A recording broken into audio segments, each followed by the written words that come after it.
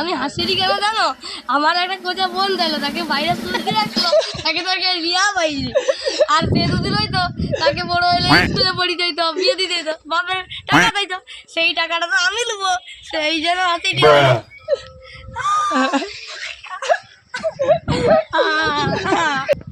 বন্ধু এই ব্যাপার, তাদের মতলব দেখছু। আচ্ছা তোর দিলে হাসিনি কেন? মানে হাসিনি কেন যাও? আগে তার বোন পাইছে, আর যে বাপের টাকা গা আমানে যাবো, আমাকে কদিন হবে।